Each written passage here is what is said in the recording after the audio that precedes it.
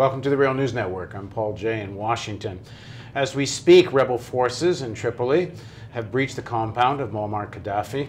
We don't know yet whether Gaddafi's actually in the compound, but one thing we do know is that the resolution of the United Nations seems to have been completely forgotten in this moment.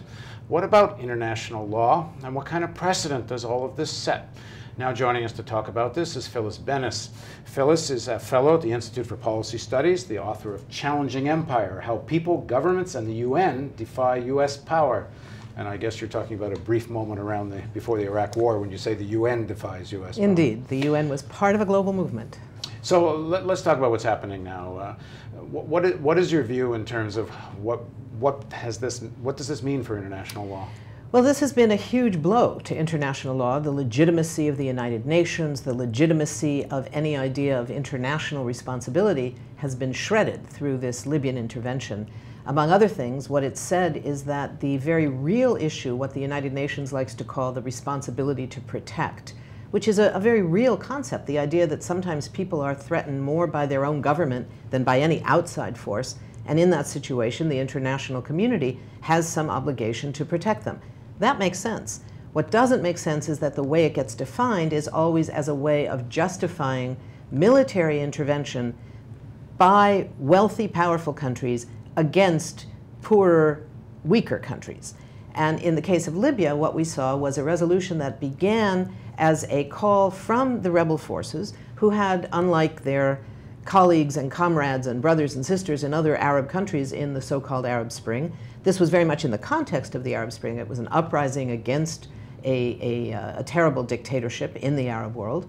But unlike other countries, the rebel forces, the opposition forces in Libya took up arms very quickly. That was certainly their right to do so, but there are consequences when you make that choice. Now, the people that were on the ground at the time or right soon after, and people who I've asked about this, they say, well, they had no choice. They were fired upon at a level that other peoples weren't fired upon in the other Arab countries. You know, these are questions for history, and clearly people believe that. So, as I say, this was the right of people to take up arms. Whether they had other options isn't really the point. They made that choice. They chose that option. Then they made another choice. They took another option, which was to call for international support. At the very beginning, and you'll remember this, Paul, there was a lot of talk about a no-fly zone.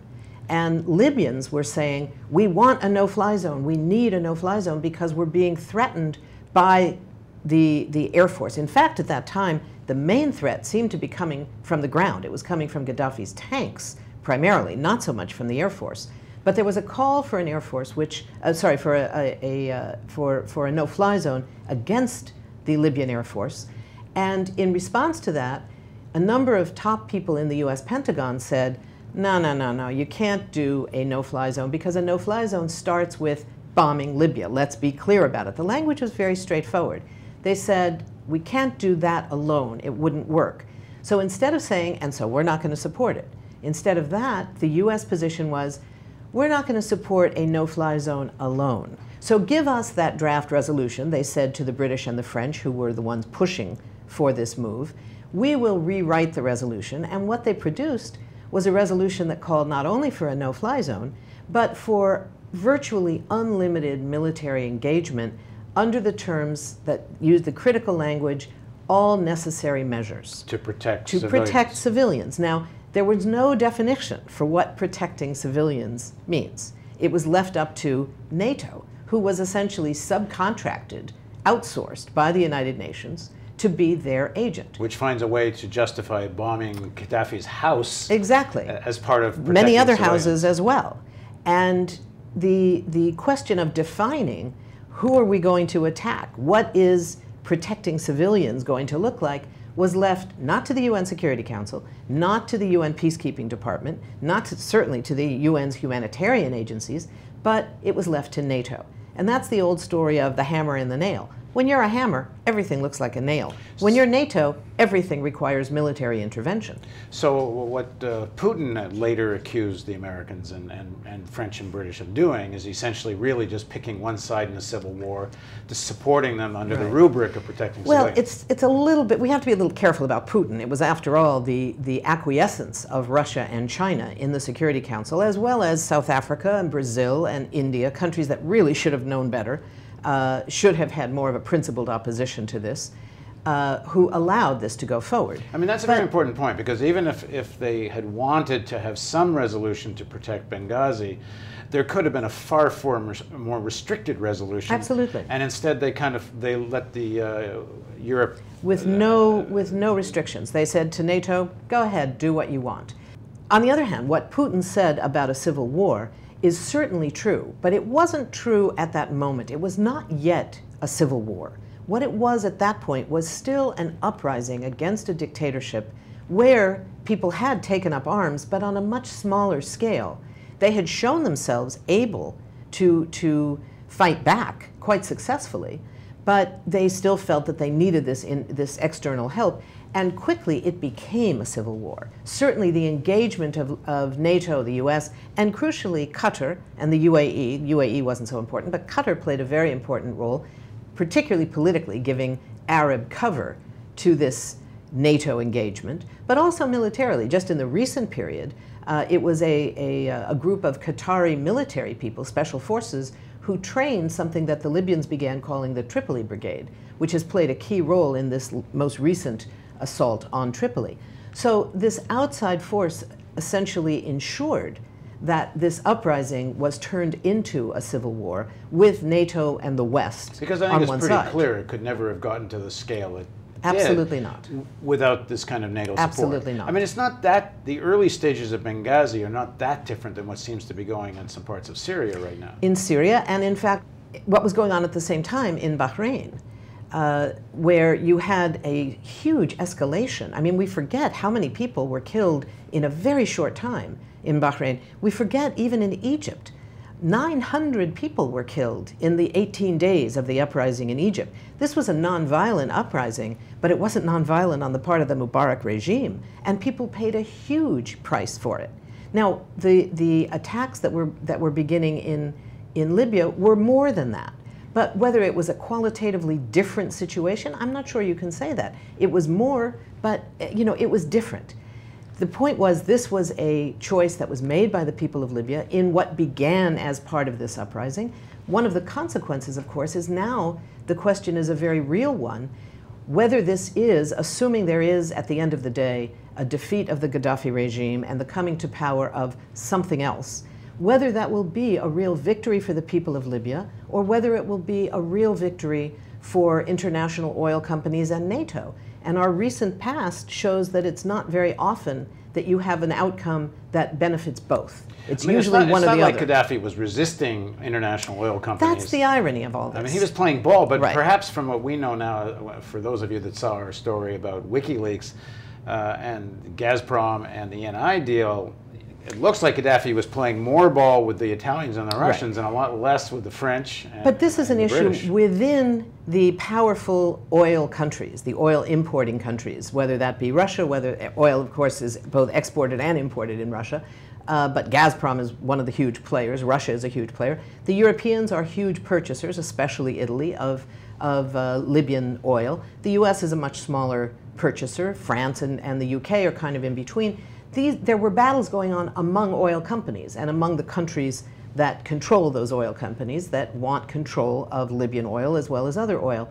But at the end of the day, what we were seeing here was a scenario where Western oil interests collectively were going after Gaddafi after years of which Gaddafi was their guy.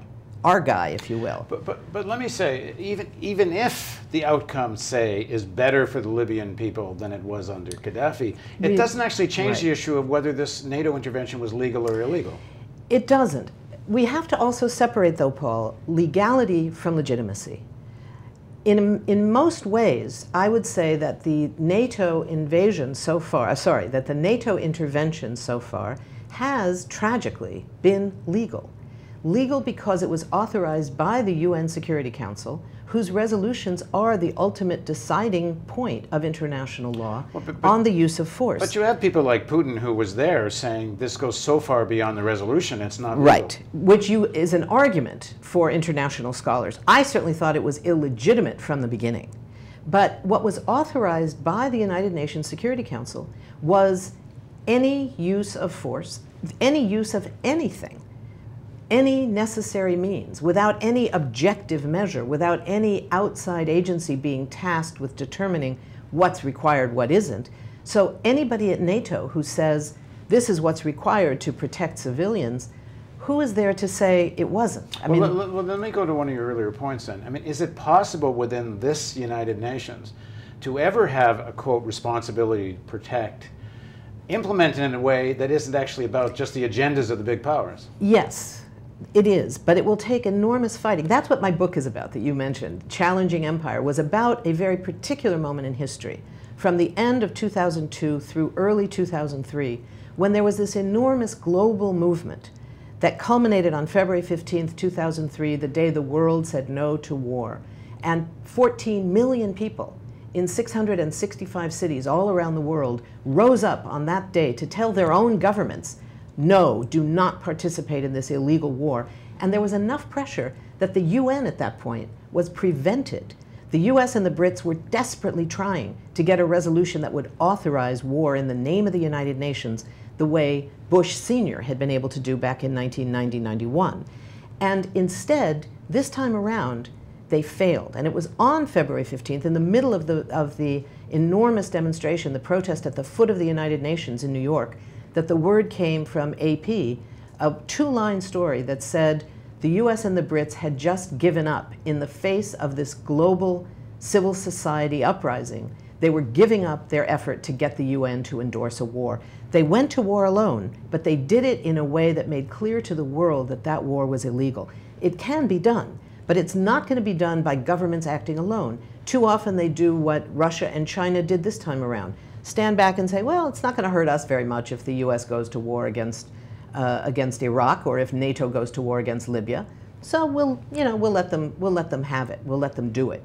It takes enormous global mobilization to put enough pressure on enough governments to stop that. And in this case, an illegitimate one in Libya. In this case, an illegitimate one in Libya is exactly the result. So whatever the results of this, and there is already the danger. We heard a NATO spokesperson today say that she believed that NATO would continue to play a role to assist in the post-Gaddafi Libya. Now really, NATO is a military outfit. It doesn't do anything else. Well, they've actually, Richard Haass, who's a leading foreign policy wonk in Washington, and the head of the Council on Foreign Relations, has actually used the term, now it's time for boots on the ground.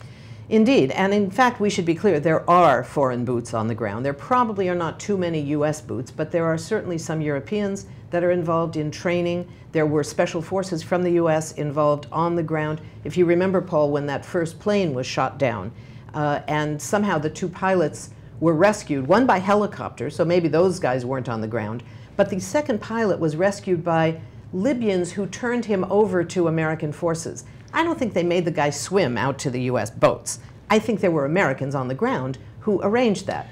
But it's very small scale. I mean, we should be clear, this is not the same as the US Well, it's not the same as what they're talking about now, which it sounds like an international force. They've been talking about Turkey and some of the regional players that are within the realm of the US sphere coming in, and they're going to become the peacekeepers. But I think... But that's NATO. Turkey is an active member of NATO. Yeah, we shouldn't that may disguise be what they're talking about. But I I think they shouldn't underestimate the Libyans have a long history of fighting foreign colonizers. I don't think it should be underestimated. Thanks very much for joining us. Thank you. And thank you for joining us on the Real News Network.